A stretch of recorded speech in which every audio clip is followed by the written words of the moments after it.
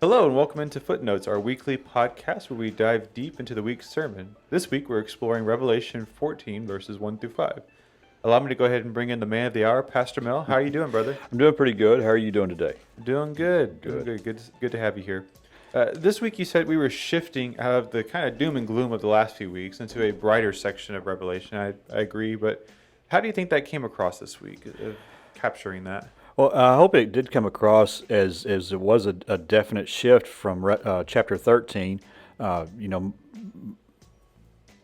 as dark, not as gloomy as chapter 13, not as bleak looking, and of course, chapter 13 looks like Satan is winning the day, but then all of a sudden, chapter 14, with Jesus standing on Mount Zion, hopefully, that people kind of could feel, I guess, the shift that took place in the narrative. Sure.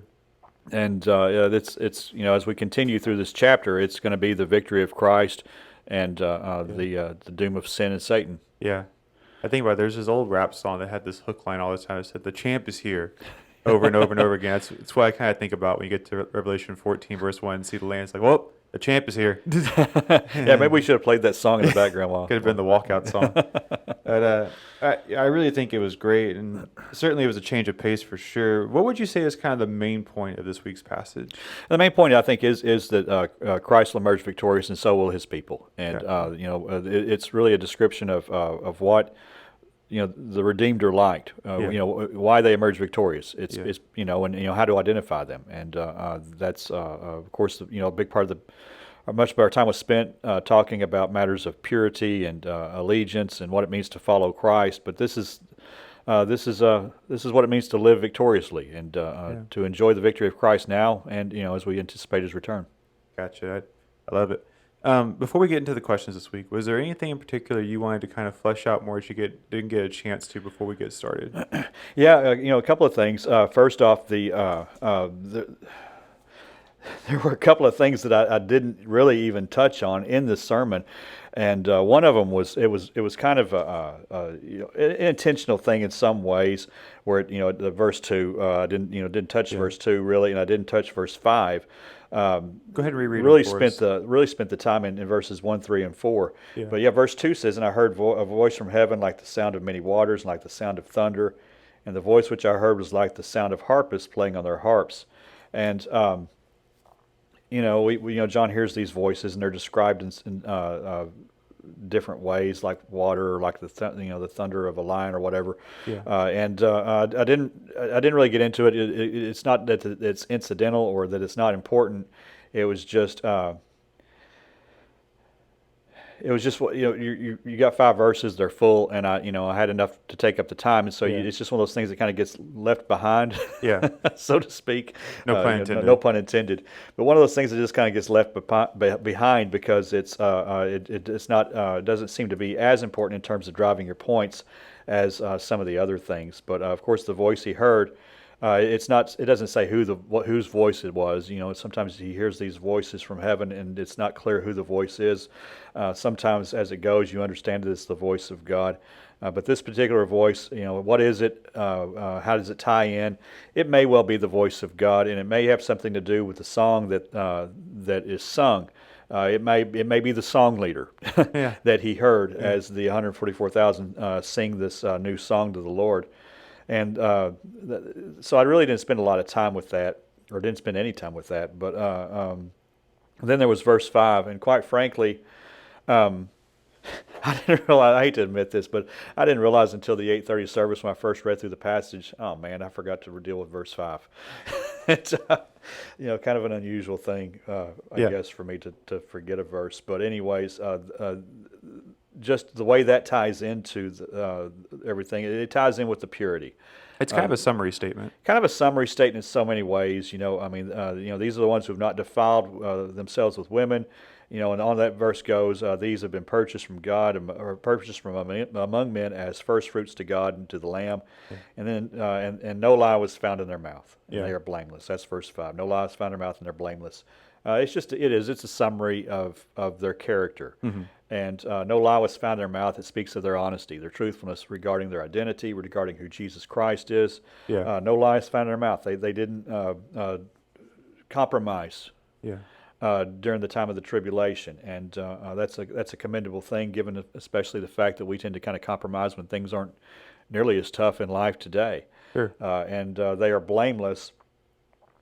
Speaks of their integrity, and also points to their standing before God in terms of what Christ is.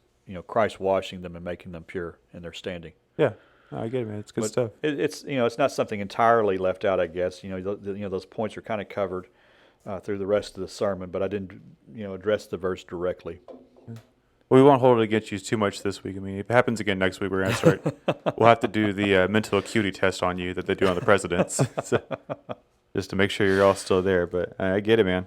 Okay, so first question I want to get into this week is back in verse 1, who is the Lamb standing on Zion that it talks about? And I'll kind of elaborate more. I thought that Jesus would be physically coming back to earth only when New Heaven, New Earth was established. So why is he showing up early? Yeah, the Lamb is Jesus, and what we got going on here again. John's not really concerned with chronology at many times, and so what's happening here is we're getting a preview of what's coming. Okay. And I mean, again, we're coming out of chapter 13 with all the the rise of the Antichrist, the rise of the false prophet, mark of the beast. Yeah. Persecution of the saints is turned up to full blast. And it's such a bleak thing, and so John shifts very suddenly, very dramatically to this vision, this proleptic or view of Christ standing on Mount Zion. It's a preview, Okay. is what it is. It's a reminder of where this is all going and what the end story is. And so again, we've got 7 bowls of judgment to be poured out, and some other things that are going to happen, the doom of Babylon and all that kind of stuff that are coming up. And so, before Christ returns. So this is, what's going on in verse 1 is really a preview of things to come. It's a reminder of who we are and who ultimately wins the day. Regardless of how things appear, the truth is that Christ will return victoriously. Yeah, maybe even it's appropriate to think about John. And again, we don't know if he necessarily saw the vision in chronological order and then went back and kind of thematically pieced it together, or if maybe he saw it like this. And Right. you got to imagine for John being the first guy to see it, it's like, this is depressing. Yeah, it's scary. And so, I mean, you get these things like this, these previews Yeah. of the things that are still future, even in the, still, early view of these things in the narrative. It's a breath of fresh air, and you need that. Otherwise, Yeah. it'll do a number on you psychologically. I mean, you take out these little intervals, these little interludes where John has a view of heaven, or a picture of Christ standing on Mount Zion. Yeah. My goodness, you wouldn't be able to make it through the book. Yeah. It would just wear you out. And God's aware of that too. God's not telling us just to look at these things and just kind of deal with them. Like, he's a Right. loving, compassionate guy. He's like, look, I know this does not look good, but here, I'm going to show you again what's really going on here, kind of thing. Right. It's like, here's the rise of the Antichrist. Here's the false prophet. Here's, him working signs and wonders and causing the whole world to chase after the Antichrist. The world's falling apart at the seams. Christians ought to die is the decree. Yeah. Then God says, but hey, remember this. Mm-hmm. Revelation 14:1. Yeah, that's a good way of putting it too. So, all right. So the other thing that happens early in that text is there's this number, 144,000. And it's a well-known number. In fact, Jehovah's Witnesses really latch on to the 144,000 as something that they strive towards. So is it literally 144,000 people standing? I mean, that seems kind of odd that John would have had to stand there and count them out, make sure it's actually not 139,000, it's 144,000. So is it really literally a number, or is it more of just a representative group of all the saints, or just another way of the Bible saying a large amount of people? Yeah, those are great questions, and those are questions that are often debated, and it's hard to know because there's so much that goes on this book that is that's literal, and then there's so much that goes on here that's symbolic or metaphoric, and determining what's what sometimes is a difficult thing. There are cues in the text that can kind of help you determine when John's using a metaphor. Yeah. I saw something like Yeah. had Which is a simile, actually. yeah, simile, and you've got these things, these linguistic cues.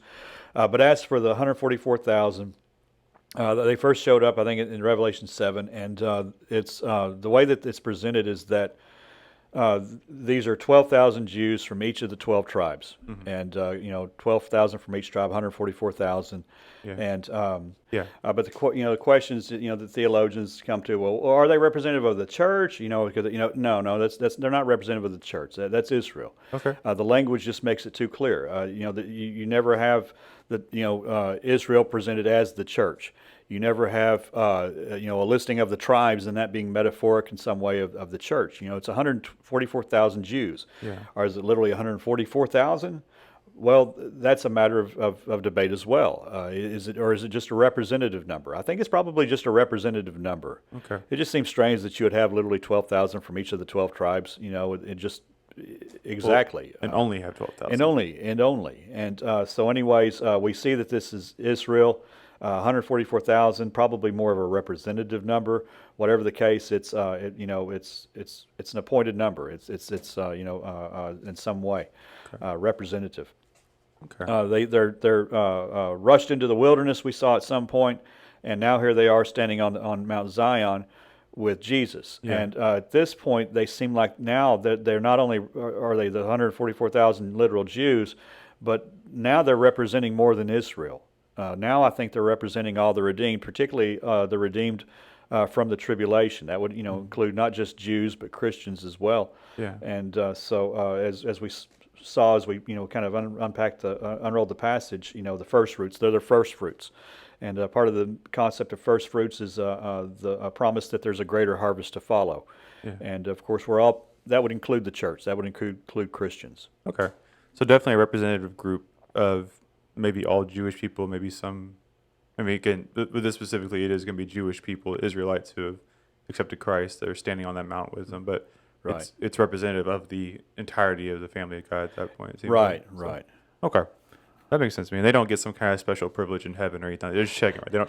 They don't get a bigger room than I do in the house of God. I wouldn't think so, but however God chooses to do, that's His business. Israel is His chosen nation. That was the means through which He would bring Christ to the world. That's the means through which the Gentiles would become part of the household of God, and of course the church, when it was born, was a Jewish entity, and so surely Israel plays a huge role in all of God's redemptive plan. Certainly so. Yeah. All right. Next question here says, this is kind of a thematic question, or I guess just kind of a connected question. With all the doom and gloom talks that we've been going through, and of course 2020 being what it's been, what are some good passages to help deal with anxiety, which I imagine is something that's on everybody's mind. People are at least anxious or nervous, whether it be about life personally in 2020 or nervous about the election results. There's so many things to be anxious about if we let ourselves be anxious, and so.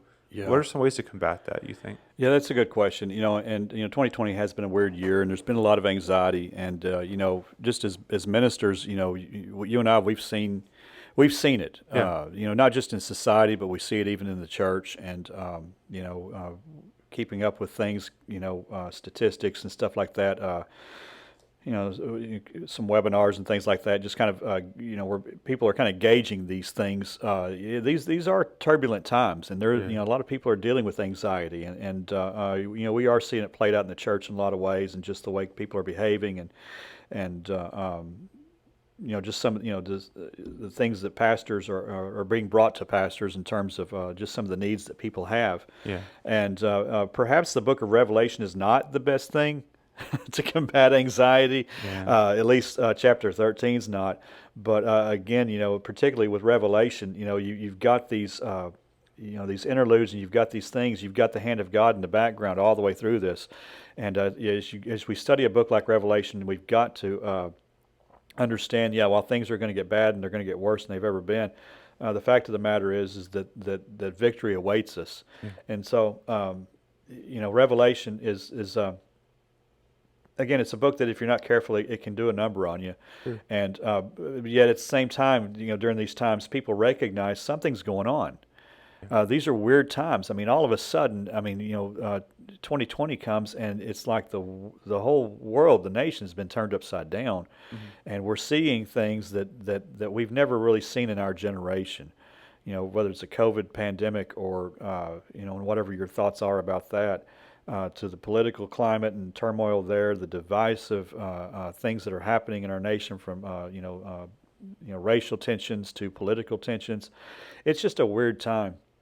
Yeah. And so, there are passages and chapters of the Bible and books of the Bible we can turn to that are incredibly helpful during this time. And passage that that I like is Philippians chapter 4, verses 6 and 7. Very instructive for this. Paul says to the Philippians, he says, "Be anxious for nothing, but in everything by prayer and supplication with thanksgiving, let your requests be made known to God. And the peace of God, which surpasses all comprehension, will guard your hearts and your minds in Christ Jesus." And it's a beautiful passage. The words are comforting, but you've got to look at the words and extract meaning from the passage for application in order to actually experience what Paul's talking about. He says, "Be anxious for nothing."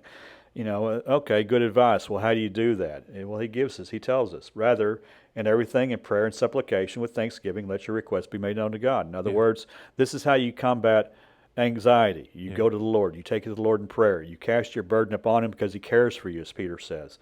You go to Him with prayer, supplication, and thanksgiving. Those are various types of ways to pray. Prayer is just, the Greek word there is just a general word for prayer. Of course, supplication means making requests. Typically on the behalf of others. Thanksgiving is the essence of worship, and so you worship God in your prayer. It's not just making requests and asking Him to do certain things, but you're actually giving Him praise and glory.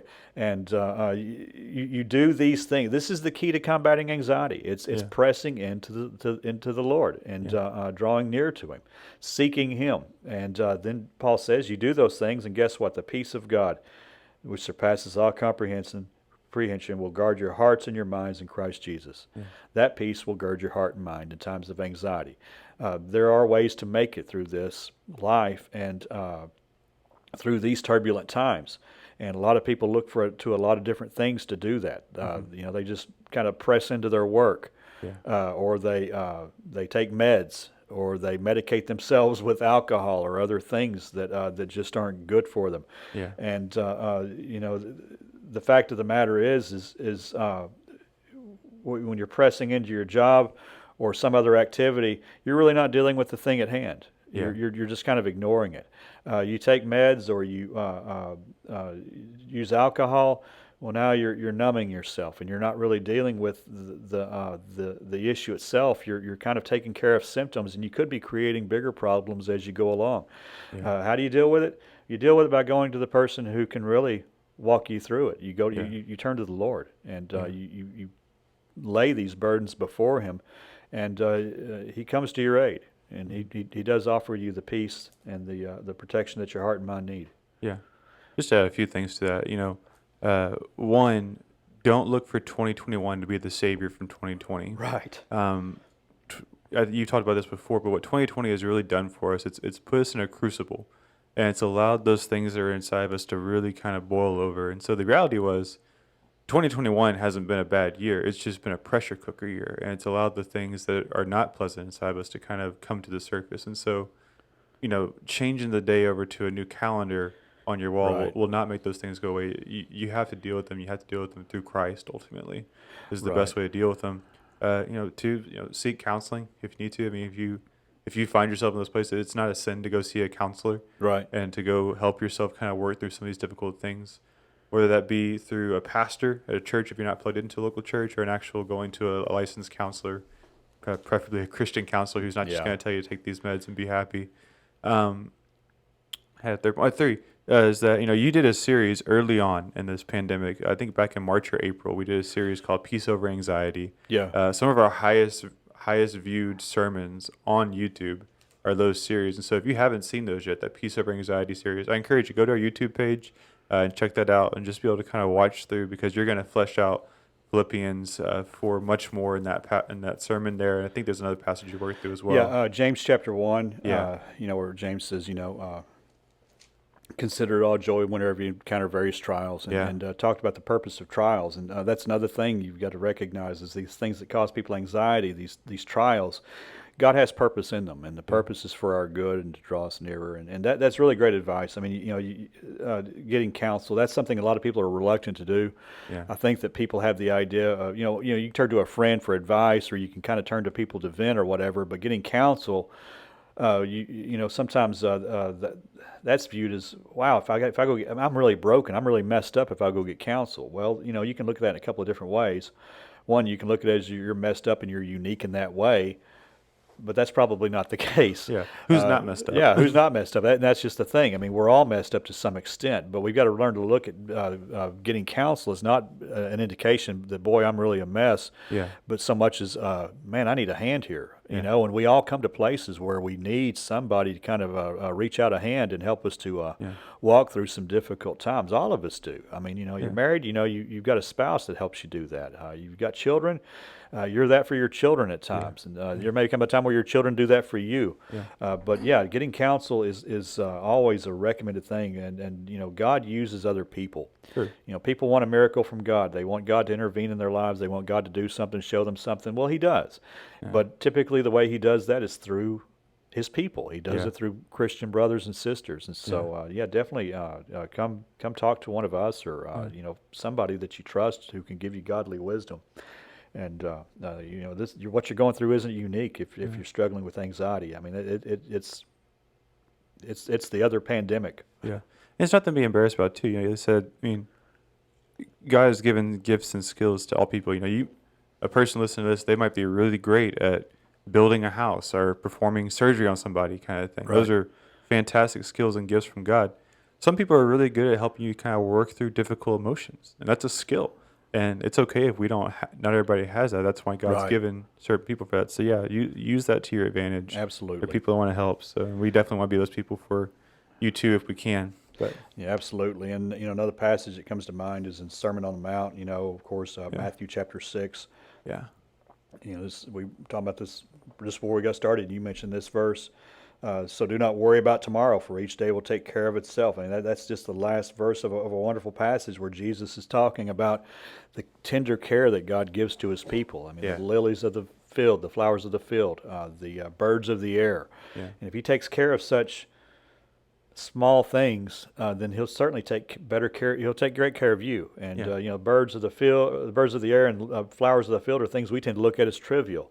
Fact of the matter is God doesn't look at any of it as trivial at all. Much less does He look at you as trivial. Yeah. And He wants to care for you, and He doesn't want for you to deal with anxiety and struggle with it for sure. He wants you to overcome it.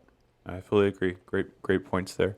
The next question we have is particularly in verse 4 of Revelation chapter 14. John identifies the ones who sing the new song as having not been defiled with women and having kept themselves chaste. You talked about how other versions say they've been virgins. Right. So you said yesterday you don't think this is focused on sexual purity in this passage. So first question is, what does it mean? Then a follow-up question is, if it has no connection with sexual purity, then why does John use this language here? Yeah, he uses the language because this is kind of a typical way that the Scripture approaches the concept of idolatry. We're presented as the bride of Christ, and as such, it's this concept of fidelity is of the utmost of concern, and kind of going on with the marriage metaphor and that type of a thing. Sometimes idolatry is referenced as being an infidelity. Sure. And of course, when we talk about infidelities, we tend, things of a sexual nature tend to come to mind. And so it's not an unusual thing that the idea of worshiping idols is likened or discussed or described using terms that we often use to speak of sexual purity or impurity. Yeah. And you find that in various places through the Scripture, prostituting themselves to idols and things like that. And I even use the term in talking about how the Antichrist rises in chapter 13 and everybody chases after him. But the 144,000 will not prostitute themselves in bowing down to the ultimate false idol, which is Satan. And we're going to look at chapter 17 here eventually. About 5 months from now. It's probably well into the new year, I'm sure. Chapter 17 discusses the fall of Babylon the Great. It's this false religious system. It's going to come to a collapse, and there it's referred to as a great harlot. Mm-hmm. And of course, a harlot is a prostitute. Sure. So there again, the sexual the language used to speak of sexual purity or impurity kind of comes up again to discuss spiritual purity or impurity. And so that it's just a metaphoric use of sexuality or sexual activity and behavior, as a picture of purity or impurity, and it's a rather graphic thing. Yeah. And it can be it can either be a very beautiful thing or it can be a very ugly and disgusting thing, and that's just the very point that these words are meant to. That's just the point of using such words is to evoke either the image of something very beautiful and pure or something very grotesque and immoral, and so that's why the use of those terms. It's a good point of almost just the shock value of those words. Yeah, there is shock value in it. And it's designed to really kind of catch your attention. So, Right, yeah. right. That makes Absolutely, sense. absolutely. And shock value, apocalyptic literature is all about shock value in so many ways. Okay. Yeah. Well, that makes a lot of sense then. Thank you for that. All right. So, last question we have for you today: who are the first fruits? And is this all believers, or is this just a certain section of believers, possibly the ones who go through tribulation? Who are these first fruits they talk about in verses 4 and verse 5? Yeah, that's a good question, and it's one of the more fascinating things I think about the passage is the concept of the first fruits, and it's something we hear about it, and we don't talk too much about it, but we hear about it, and it kind of comes up in a Bible study here or there or what have you. But the first fruits, of course, is it's a type of offering, and it's a grain offering. Yeah. And you take the first of your harvest, the first that's ripe and harvested, you give it to the Lord, and it's a sacrificial thing. It's an act of faith, trusting that that an abundant harvest will follow. You give it with the understanding that more is on the way, that God will provide more, and so you've got those elements tied up in this. And this is going to come to play later in the chapter as well when we get to the two harvests that occur from verses 14 to 20. The grain harvest particularly is important, and it's going to be interesting to unfold it there. But the 144,000 are called the first fruits. And so you've got these Jews, they're the first fruits, they're the first of the harvest. It's not I don't know if it's necessarily meant to be a privileged position or anything like that, but it is a representative position. Okay. Because as the first fruits, what they are is they're an announcement that a greater harvest is about to follow. Mm-hmm. And so we're all a part of the greater harvest. Every believer is a part of the greater harvest. Yeah. But James chapter 1, verse 18 kind of presents us all as being a part of the first fruits. And so there's a sense in which we're all first fruits in just the sense that that we're a part of. We've been set apart for the purposes of God, and that's another concept tied up with the first fruits. Not only that there's more to follow, but this particular portion is set apart particularly for the purposes of God. You can't really argue that there are people who have been saved that have not been set apart for the purposes of God. Yeah. We all have. Yeah. And therefore we are all first fruits, hence James chapter 1 verse 18. We're all a sort of first fruit from God's creation. In other words, we are set apart specifically for his purposes in the here and now and for eternity. And so the first, in speaking of these 144,000 as the first fruits, it can get a little confusing because it's we want to kind of draw a designation between, or some sort of a line of demarcation between them and everybody else. Yeah. And I don't think that it's intended that we necessarily do that. Now, while the 144,000 is a distinct group, they're a representative group as well. They're not just representing Israel anymore. They're representing all of God's people. Yeah. To greater or lesser extent. Some, perhaps more so those who survived the tribulation or endure the tribulation. Perhaps all of us in the end, who whether they were in the tribulation or not. Yeah, it's interesting, but as you were saying that at the end there, of wanting to make this line of demarcation or just a setting apart for a special group, that can quickly get into a very human-centered theology. It really can. And I'm part of the 144,000. I'm the more spiritual Christian, the super Right. Christian, as we used to call it and joke about them. Well, if you really are a super Christian, then you know that this life is not about you. And even if you were a part of the 104,000, it's not about you. It's about the Lamb that's on the hill over there in Zion. Exactly. And I'm just behind him as a backup dancer for him, kind of thing. And it's not about me. It's about him. And so, thinking about who are the 144,000, who are these first fruits, how do I get a part of that club? Brother, that's the wrong question to be asking yourself. It really is. Yeah. Yeah. I mean, that's a point, Matthew, that really has to be made. I mean, that's just a great observation. Everything in these verses. I mean, it all points back to Jesus Christ. Yeah. I mean, they follow the Lamb wherever he goes. Yeah. They haven't defiled themselves with the false gods. These are people who are singing a new song. Their first fruits. These aren't necessarily things that cause them to be privileged amongst other believers. Of course, anyone who stands on Mount Zion with Jesus, that's a privileged thing to do. But we're all going to be in his kingdom, and it's not about us becoming privileged ourselves. As you said, this is all about Jesus Christ. Yeah. It's all about his glory. I mean, everything about the 144,000 points right back to him. Yeah. Totally agree. Yeah. And so it's not like they're going to have taller crowns or more jewels in their crown necessarily. It's just, they're there for his glory. Yeah, exactly. Well, that brings us to the end of our questions this week. And so thank you again for being here this morning. I've enjoyed being able to sit and talk with you. Hope that you listening are enjoying hearing this. Pastor Mel, any closing thoughts as we come to the end today? Nope, not at all. Just a reminder that next Sunday, 6 o'clock, we're having our Thanksgiving community Thanksgiving celebration here at the church. There'll be some worship followed by some Thanksgiving dinner. Yeah. And so I'd love for you to come on out and join us for that. And our brothers and sisters, our brethren and sisterin from the Methodist Church across town are going to be coming to join us. And it's always a wonderful time of worship and fellowship. Yeah, absolutely. So, again, 6 o'clock next Sunday evening, starting in the sanctuary, we'll have a worship time, worship and service and a message.